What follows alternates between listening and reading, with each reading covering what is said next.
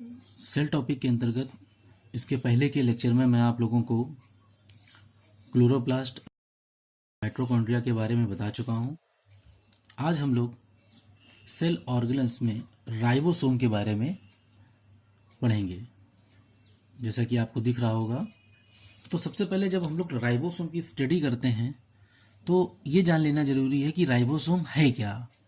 Ribosome भी जैसे mitochondria, endoplasmic reticulum, lysosome ये संरचनाएं सेल के अंदर पाई जाती हैं, उसी प्रकार राइबोसोम भी सेल के अंदर पाया जाता है। जैसा कि आप लोगों को इस फिगर में दिख रहा होगा कि ये एक मैंने सेल बनाई है, चाहे वो प्लांट सेल हो या एनिमल सेल हो, और उस सेल के अंदर ये राइबोसोम के छोटे छोटे से कण पाए जाते हैं। राइबोसोम जब भी आपसे पूछा जाए तो आप अपने माइंड में बस एक चीज रखिएगा कि राइबोसोम का मेन मकसद होता है प्रोटीन का निर्माण करना, अर्थात सेल के अंदर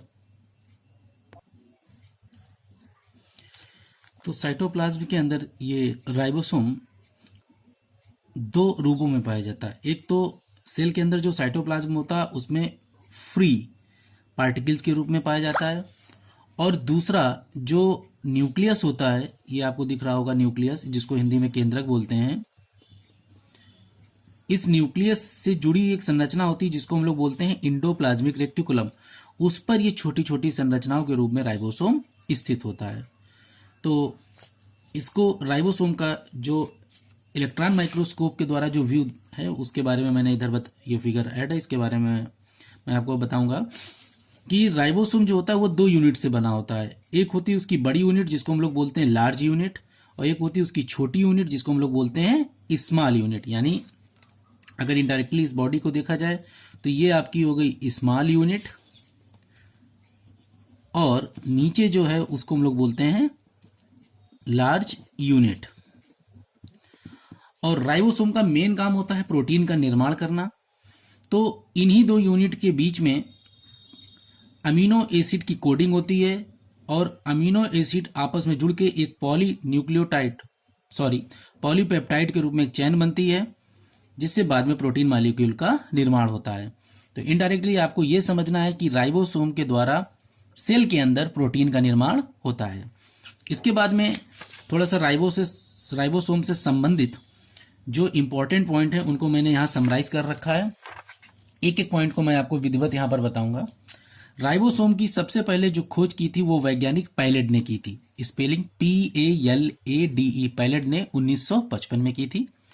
लेकिन राइबोसोम का जो नाम था वो दिया था रॉबर्ट्स ने, ROBERTS, 1958 में।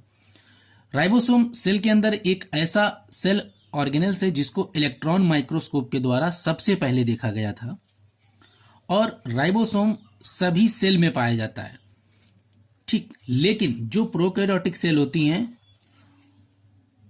उनको हम लोग उन सेल में ये स्थित होता है जिनको मोनोसोम कहते हैं। मोनोसोम कहा जाता है, MONOSOME। सेल के अंदर जो सबसे छोटा अगर ऑर्गेनेल्स पूछा जाए तो वो आपका होता है राइबोसोम, यानी smallest organelles in the cell. Ribosome का साइज 150 से 230 एंगस्ट्रॉम तक होता है, और राइबोसोम को organelles with in an organelles भी बोलते हैं। ये वाला पॉइंट आप देखिए, ऑर्गेनेल्स विद एन ऑर्गेनेल्स भी कहा जाता है। इसके बाद सबसे इंपॉर्टेंट जो क्वेश्चन पूछे जाते हैं नीट में या अदर एग्जामिनेशन में आते हैं, वो राइबोसोम की यूनिट्स के बारे में पूछा जाता है, या राइबोसोम कितने टाइप के होते हैं। तो राइबोसोम वैसे तो अनेक प्रकार के होते हैं, लेकिन जनरली जो एग्जामिनेशन में पूछे जाते हैं वो दो प्रकार के होते हैं, 70S राइबोसोम और 80S राइबोसोम। अब इन चीज को आप जरा थोड़ा सा ध्यान से देखिएगा।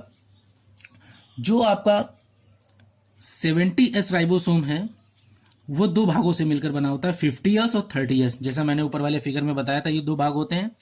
आप लोग ध्यान दीजिएगा, इन दोनों को जोड़िएगा नहीं तो ये 80S हो जाएगा। इनको जोड़ा नहीं जाता है, ये यस सेडबर्स कांस्टेंट होता है, यूनिट्स बोलते हैं। इनको यहां पर ऐड करके अगर देखा जाएगा तो 80 हो जाएगा, जो कि ये गैप के रूप में ऐड होता है, इसीलिए इसको जोड़ा नहीं जाता है। बस आप इतना लर्न कीजिएगा कि जो 70S है वो दो भागों से मिलकर बना होता है, 50S और 30S।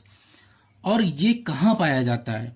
तो 70S जो राइबोसोम होता है वो बैक्टीरिया, क्लोरोप्लास्ट और माइटोकॉन्ड्रिया। याद रखिएगा, बैक्टीरिया, क्लोरोप्लास्ट और माइटोकॉन्ड्रिया में पाया जाता है। अब बात करते हैं 80S राइबोसोम की। ये 60S और 40S सब यूनिट से मिलकर बना होता है। ये 2 यूनिट होती हैं, 60 और 40। फिर मैं कह रहा हूं इन्हें जोड़िएगा नहीं, ठीक। 80S के 2 पार्ट होते हैं, लार्ज यूनिट हो गई 60, स्मॉल हो गई 40। और ये यूकैरियोटिक साइटोप्लाज्म है। यूकैरियोटिक का मतलब जो आज कल की प्लांट और एनिमल सेल हैं उनके साइटोप्लाज्म में ये 80S राइबोसोम पाया जाता है। राइबोसोम के द्वारा आरएनए और प्रोटीन का निर्माण होता है। और आरएनए में जो आरएनए होता है टाइप का, उसको बोलते हैं आरआरएनए। ये याद रखिएगा। तो इस प्रकार मैंने आज आप लोगों को राइबोसोम के बारे में बताया। जो भी पॉइंट आपको ना समझ में आए कृपया उन्हें बताइएगा। और आपको वीडियो ये कैसा लगा है इसको शेयर कीजिएगा, कमेंट्स कीजिएगा। Thank you.